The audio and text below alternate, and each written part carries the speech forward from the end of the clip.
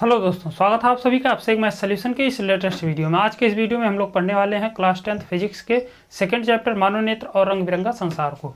हम लोग इस वीडियो में समझेंगे कि नेत्र की समंजन क्षमता क्या होती है और दृष्टि दोष क्या होता है तथा जो विभिन्न प्रकार के दृष्टि दोष होते हैं, इन दृष्टि दोषों की परिभाषाएं क्या, यानी ये दृष्टि दोष होते क्या हैं, इसका निवारण हम कैसे कर सकते हैं और किन कारणों से ये दृष्टि दोष उत्पन्न होते हैं, इसके बारे में हम लोग इस वीडियो में डिटेल से पढ़ेंगे। ये टॉपिक जो है बोर्ड परीक्षा हो या कोई भी कॉम्पिटिटिव एग्जाम हो, यहाँ से क्वेश्चन जो है अक्सर एग्जाम में पूछा ही जाता है और बोर्ड परीक्षा के दृष्टिकोण से तो बहुत ज़्यादा ही महत्वपूर्ण है। तो आप इस वीडियो को पूरा जरूर देखिए ताकि आपको ये टॉपिक जो है अच्छे से समझ में आ सके। तो चलिए शुरू करते हैं। जैसा कि हम लोग पिछले वीडियो में पढ़ चुके हैं कि मानव नेत्र होता क्या है और नेत्र के जो विभिन्न पार्ट होते हैं उनके बारे में भी हम लोग डिटेल से चर्चा कर चुके हैं।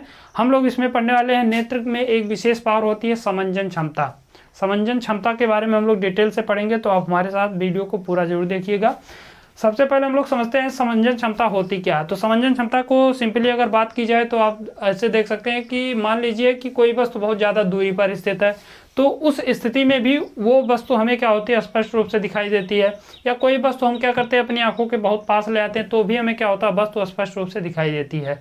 लेकिन जब हम वस्तु को क्या करते हैं, काफ़ी दूरी पर रखे हुए होते हैं, तो उस स्थिति में वो जो फोकस दूरी होती है नेत्र लेंस की, वो क्या होती है, कुछ अलग होती है। लेकिन वस्तु को अगर हम पास ले आए तो उस स्थिति में आप देखेंगे कि फोकस दूरी क्या होगी, कुछ अलग होगी।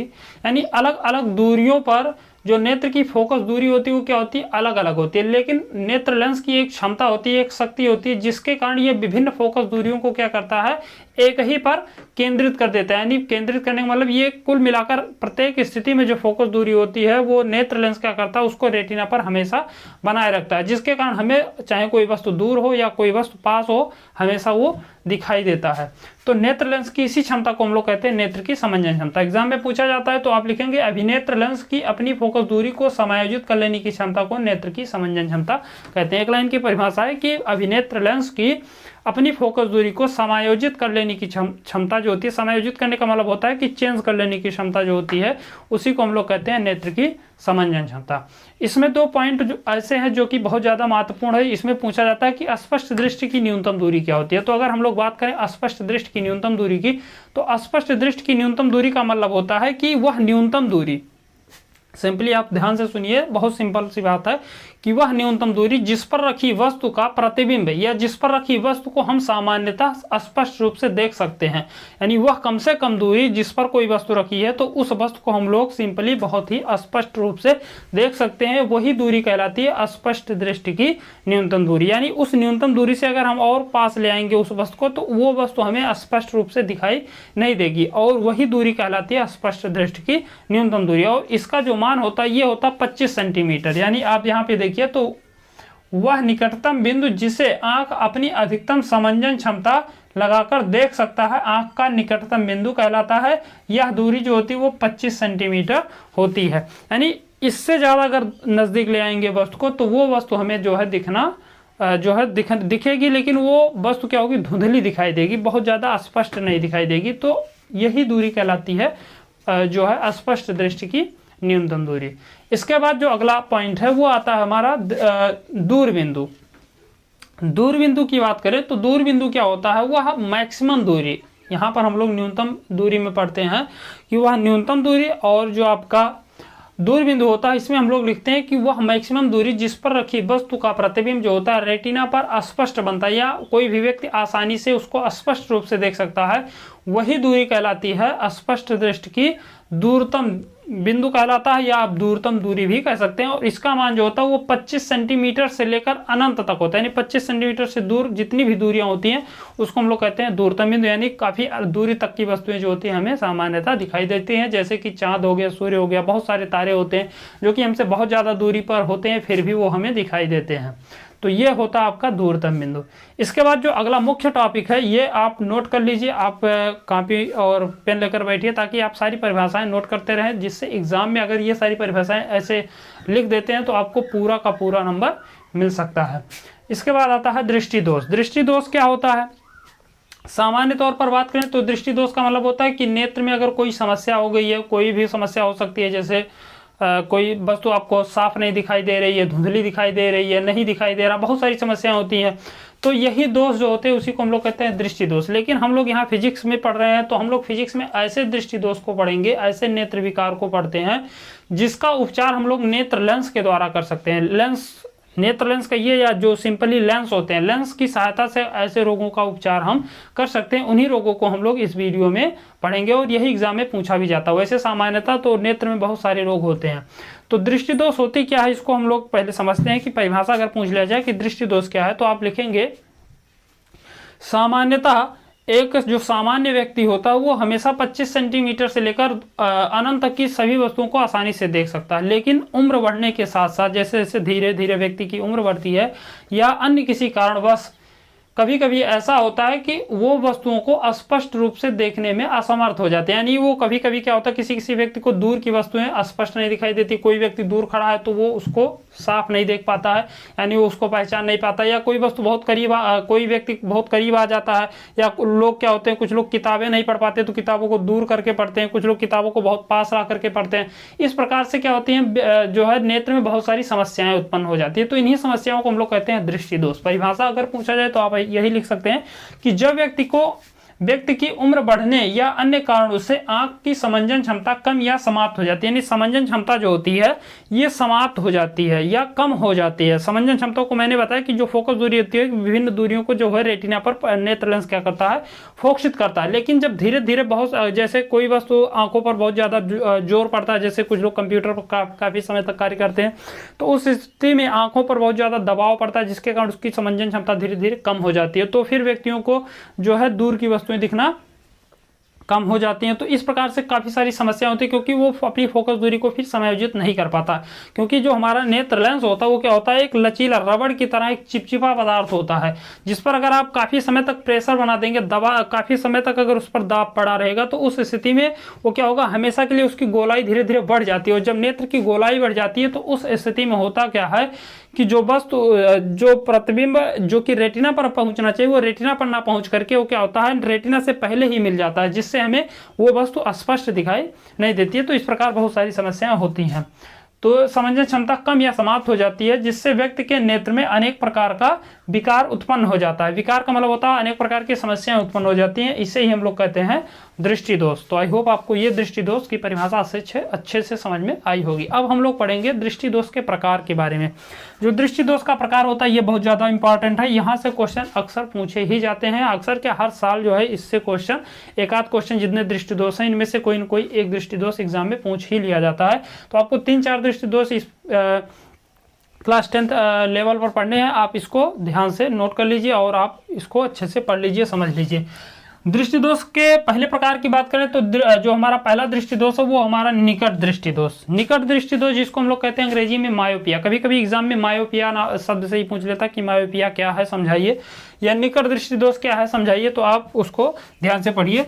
देखिए निकट दृष्टि दोष क्या होता है, इस रोग से ग्रसित व्यक्ति को पास की वस्तुएं दिखाई देती है परंतु दूर की वस्तुएं स्पष्ट दिखाई नहीं देती है, निकट दृष्टि दोष कहलाता है। आप सिंपली बात की जाए तो निकट दृष्टि दोष ऐसा दृष्टि दोष होता है जिसमें व्यक्ति को पास रखी वस्तु तो दिखाई देती है लेकिन कोई वस्तु अगर बहुत ज्यादा दूर है तो उस स्थिति में वो वस्तु को देख नहीं पाता। यानी दूर स्थित वस्तुएं जो होती है निकट दृष्टि दोष में दिखाई नहीं देती हैं। तो इस प्रकार का दृष्टि दोष हमारा कहलाता है निकट दृष्टि दोष। अगर परिभाषा पूछी जाए तो आप लिखेंगे ऐसा दृष्टि दोष जिसमें व्यक्ति को पास की वस्तुएं दिखाई देती हैं लेकिन दूर की वस्तुएं स्पष्ट दिखाई नहीं देती हैं, उस दृष्टि दोष को हम लोग कहते हैं निकट दृष्टि दोष।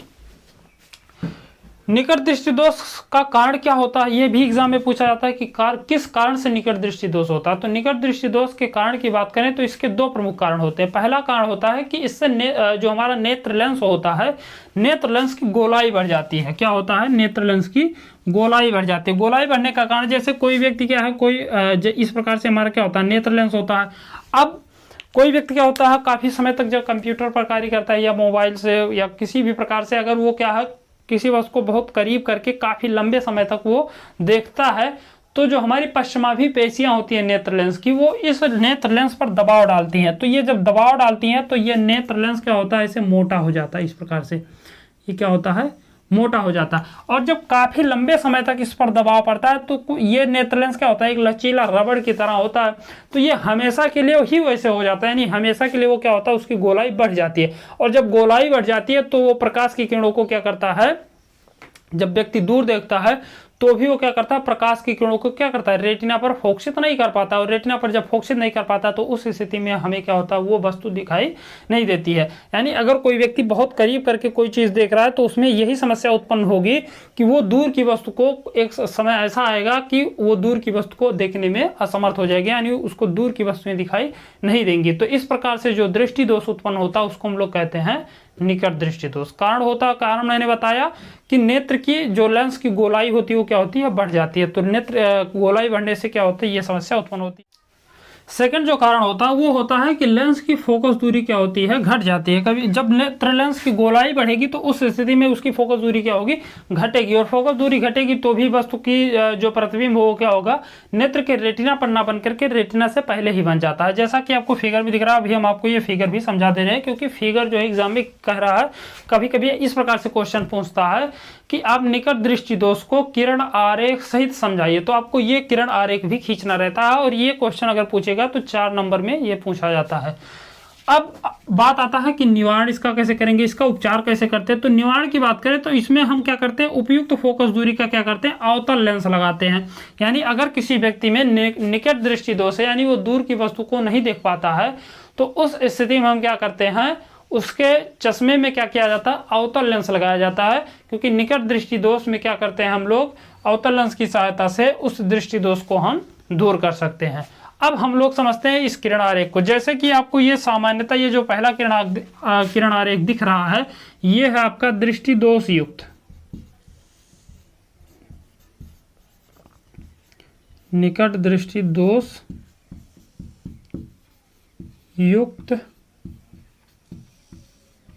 नेत्र। यानी जो ये नेत्र है इसमें क्या है, दृष्टि दोष है। दृष्टि दोष क्यों है, क्योंकि यहाँ पर देखिए फिगर क्या, यहाँ पे जो ये आपको चित्र दिख रहा है, यहाँ पे ये जो हमने कैपिटल आर लिखा है, ये क्या है, रेटिना है।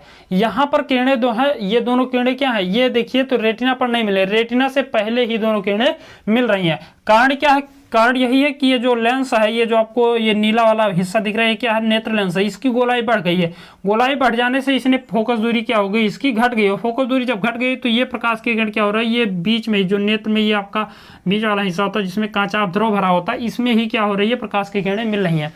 प्रकाश की किरणों को मिलना कहाँ चाहिए, यहाँ रेटिना पर मिलना चाहिए। तो रेटिना पर तो मिल नहीं रही है, पहले ही मिल रही है, तो यही समस्या हो जाती है, जिसके कारण वो हमें दिखाई नहीं देता है। तो इसकी समस्या का निवारण क्या करते हैं हम, चश्मे में एक क्या करते हैं, अवतल लेंस, जैसा कि आपको फिगर में दिख रहा है, हमने क्या किया, एक अवतल लेंस ला करके इस नेत्र लेंस, ये नेत्र जो इससे पहले हमने एक अवतल लेंस ला करके रख दिया।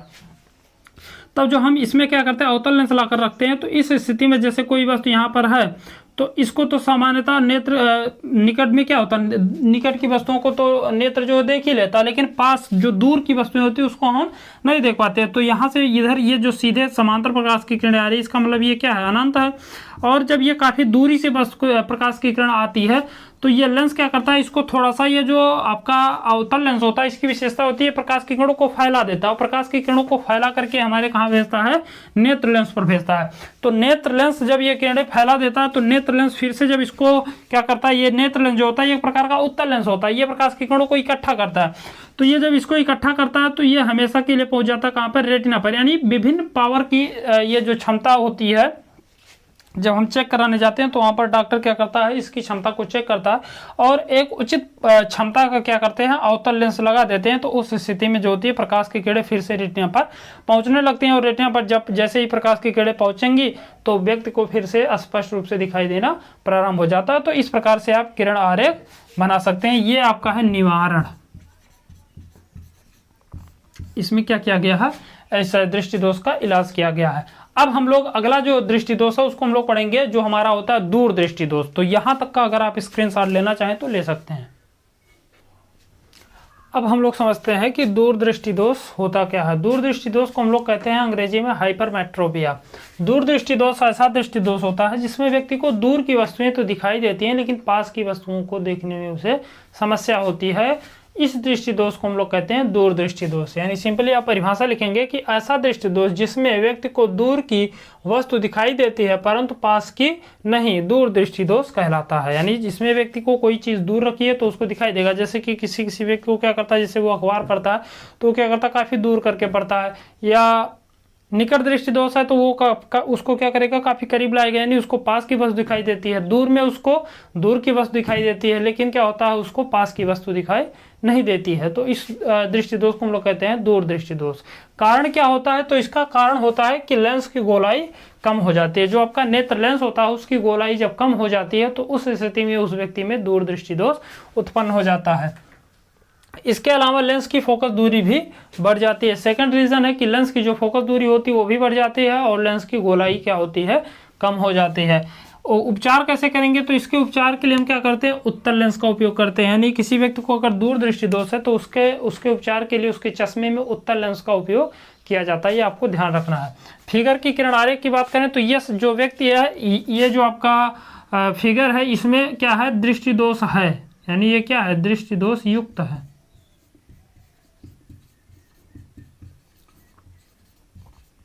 इस नेत्र में क्या है, दृष्टि दोष है। कौन सा दृष्टि दोष है, तो इसमें है दूरदृष्टि दोष। दूरदृष्टि दोष में कभी कभी ये पूछा जाता है कि नेत्र में जो प्रकाश की किरणें होती हैं वो कहाँ पर मिलती हैं, तो इस स्थिति में रेटिना के पीछे मिलती हैं, इसीलिए क्या होता है, प्रतिबिंब हमें वस्तु जो है दिखाई नहीं देता है। इसके सामने अगर हम क्या करें, यही ठीक इसी प्रकार से क्या करें, अगर उत्तल लेंस लगा देते हैं तो उत्तल लेंस क्या करता है, इस प्रकाश की किरण को रेटिना पर पहुंचाने का कार्य करता है। फिर ये क्या होता है, हमें वस्तु आसानी से दिखाई देना शुरू हो जाती है। जैसे ये हम उत्तल लेंस का उपयोग करेंगे हमें वस्तुएं जो है साफ दिखाई देना शुरू हो जाती हैं। इसके बाद जो अगला रोग है वो है हमारा जरा दृष्टि दोष, जिसको हम लोग कहते हैं अंग्रेजी में प्रेसबायोपिया। जरा दृष्टि दोष की बात करें तो जरा दृष्टि दोष ऐसा दृष्टि दोष होता है जिसमें व्यक्ति को ना तो बहुत ज़्यादा दूर की वस्तु दिखाई देगी ना तो बहुत पास की वस्तु दिखाई देती है। उसको क्या होता है, कोई एक निश्चित पॉइंट होता है वहीं पर ही वस्तु को दिखाई, वहाँ पर जब वस्तु रखेंगे तो वो दिखेगा, उससे दूर कर देंगे तो भी नहीं दिखेगा, उससे पास कर देंगे तो भी नहीं दिखेगा। तो इसका कारण क्या होता है, अगर कारण पूछा जाए कि जरा दृष्टि दोष किस कारण से होता है, तो जरा दृष्टि दोष का कारण होता है नेत्र की समंजन क्षमता का समाप्त हो जाना। जब नेत्र की समंजन क्षमता बहुत कम हो जाती है या समाप्त ही हो जाती है तो उस स्थिति में ये जरा दृष्टि दोष उत्पन्न होता है। अब इसका निवारण कैसे किया जाता है, तो इसके निवारण के लिए क्या करते हैं हम लोग, द्विफोक्सी लेंस का उपयोग करते हैं। द्विफोक्सी लेंस का मतलब होता है इसमें हम क्या करते हैं, दो फोकस दूरी वाला लेंस उपयोग में लाते हैं, जिसमें क्या होता है, हम चश्मे में जब इसको चश्मा बनाया जाता है तो उसमें जो चश्मा होता है, जैसे इस प्रकार से ये हो गया आपका चश्मा, तो ये जो चश्मा होता है इसमें क्या क्या जाता है, द्विफोक्सी लेंस, यानी नीचे उत्तल लगा दिया गया और ऊपर क्या हो गया आपका अवतल हो गया। ये लेंस है आपका उत्तल और ये ऊपर वाला जो कांच होता है इसमें क्या करते हैं, अवतल लेंस, यानी दोनों अलग अलग लेंस लगा दिए जाते हैं। तो इस प्रकार से जो लेंस होता है उसको हम लोग कहते हैं द्विफोक्सी लेंस।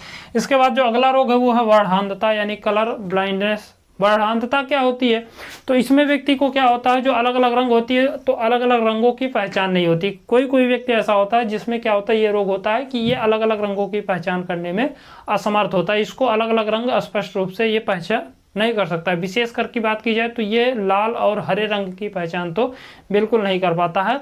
तो ऐसा रोग कहलाता है वर्णांधता। और ये जो रोग है ये होता है आनुवांशिक रोग। ये क्या है, एक आनुवांशिक रोग है, ये पीढ़ी दर पीढ़ी चलती रहती है और इसका कोई इलाज भी नहीं होता है। इसके बाद जो अगला आता है वो आता है अविंदकता।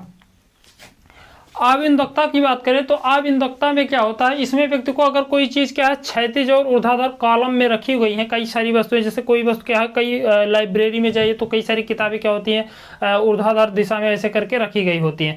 अब उसमें क्या होता है, व्यक्तियों को क्या होता है, वो जो अलग अलग बुक्स होंगी अगर उसको अविंदकता नामक बीमारी है तो उसको क्या होगा, उन बुक्स की अलग अलग पहचान नहीं कर पाएगा, यानी वो वस्तुएं उसको अलग अलग नहीं दिखाई देंगी। यानी अगर कोई चीज़ ऊर्ध्वाधर और क्षैतिज दोनों में रखी है तो उन दोनों में वो क्या होगा, कंफ्यूज हो जाएगा, वो उसको स्पष्ट रूप से देखने में असमर्थ हो जाएगा, उसको वो पहचान उससे नहीं कर पाएगा। तो इस प्रकार का रोग कहलाता है अविंदकता।